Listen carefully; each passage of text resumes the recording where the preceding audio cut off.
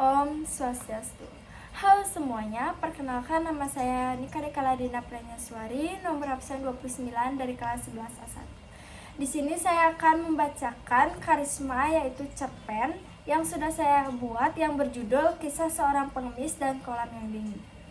Di sebuah kota yang ramai bernama Manarola, hiduplah seorang pria kaya yang terkenal dan memiliki kolam yang sangat dingin. Konon, air kolam itu begitu membeku hingga tidak ada satupun yang mampu bertahan berendam di dalamnya lebih dari sepertiga malam. Pria itu dengan percaya diri mengumumkan tantangannya, siapa yang berani berendam semalam di kolamku, aku akan memberikan 10 ringgit sebagai hadiah. Banyak orang yang mencobanya, tetapi semua gagal. Mereka hanya mampu bertahan hingga tengah malam, sebelum akhirnya menyerah pada air yang sangat dingin itu. Suatu hari, seorang pengemis datang ke hadapan pria tersebut. "Aku mau mencoba tantanganmu," katanya dengan suara tegas. Pria itu terkejut, namun ia mengizinkan pengemis itu untuk merasakan dinginnya air kolam. Setelah mencelupkan tangan dan kakinya, pengemis itu mengangguk. "Boleh juga, aku akan berendam semalaman." Pengemis itu pulang ke rumah untuk memberi tahu istrinya tentang rencananya. "Istriku, bagaimana pendapatmu jika aku berendam di kolam pria itu untuk mendapatkan 10 ringgit?" tanyanya. Istrinya tersenyum setuju. "Semoga Tuhan menguatkanmu." Malam tiba dan pengemis pun masuk ke dalam kolam pada pukul 8. Saat jarum jam menunjukkan hampir tengah malam, dingin yang menusuk mulai terasa. Ia ingin keluar tetapi memikirkan 10 ringgit yang dijanjikan.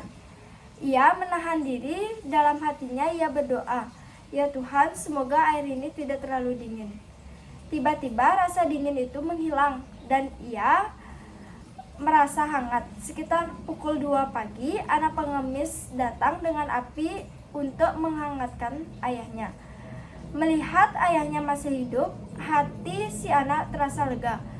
Ia menyalakan api di tepi kolam dan menunggu hingga pagi. Saat siang tiba, pengemis keluar dari kolam dan segera menemui pria untuk meminta upahnya. Namun, pria itu menolak. "Aku tidak mau membayar. Anakmu membuat api di tepi kolam, jadi kau pasti tidak kedinginan," katanya dengan sombong. Pengemis berusaha menjelaskan, "Api itu tidak menjangkau badanku, aku tetap berendam di air." Namun pria itu tetap bersikeras, "Kalau begitu terserahmu, mau melapor atau berkelahi aku tidak peduli." Dengan hati yang hancur, pengemis pulang ke rumah merasa ditipu dan tidak mendapatkan uang. Ia kemudian mengadu nasibnya kepada hakim, namun hakim justru membenarkan sikap pria tersebut. Pengemis semakin merasa putus asa dan berdoa, "Ya Allah, Engkau tahu nasib hambamu ini. Semoga orang yang benar diberi kemenangan." Ketika berjalan dengan penuh kesedihan, pengemis bertemu dengan anak yang terkenal sangat cerdik. Ia bernama Saleh. Saleh berkata, "Mengapa kau tampak murung?" Pengemis menceritakan musibahnya. "Jangan khawatir, aku akan membantumu," jawab Saleh. "Datanglah ke rumahku besok dan lihat caraku menyelesaikan masalah ini." Keesokan harinya, Saleh mengundang pria itu, hakim dan para pembesar lainnya untuk datang ke rumahnya. Hari yang ditunggu tiba dan rumah Saleh penuh dengan tamu. Setelah semua berkumpul, Saleh meminta seseorang untuk pergi ke belakang rumah. Ia menggantung sebuah periuk besar di atas pohon yang menyalakan api di bawahnya. Saat waktu berlalu, semua merasa lapar dan bertanya, "Kapan masakannya siap, Saleh?" Namun periuk itu tak kunjung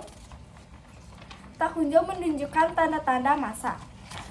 Semua yang semakin lapar memanggil Saleh dan bertanya, "Mengapa periuk itu menggantung jauh dari api? Nasi tidak mungkin matang jika demikian." Saleh menjelaskan, "Ada seorang pengemis yang berjanji dengan saudagar untuk berendam di kolam dingin demi 10 ringgit. Namun sang pria menolak membayar dengan alasan bahwa anak pengemis membuat api di tepi kolam. Nasi pun tidak mungkin matang jika apinya jauh. Mendengar penjelasan itu, pria itu tampak pucat dan tidak dapat membantah. Hakim pun memutuskan bahwa pria itu harus membayar pengemis dengan yang sudah dijanjikan dan dihukum sebulan karena menipu orang pengemis. Hakim dan para pembesar juga dihukum karena tidak adil. Pengemis pulang dengan bahagia menerima upah yang dijanjikan.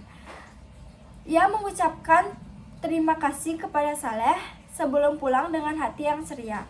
Sementara itu, Saleh meskipun merasa puas telah membantu, ia juga merasa lapar yang menggerogoti perutnya.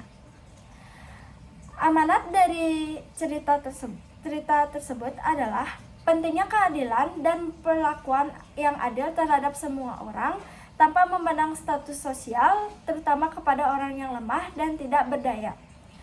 Dan cerita ini juga dapat menunjukkan kecerdasan serta keberanian untuk mencari keadilan untuk mengubah nasib seseorang. Sekian yang dapat saya sampaikan. Saya tutup dengan pramana Santi. Om Santi Santi Santi.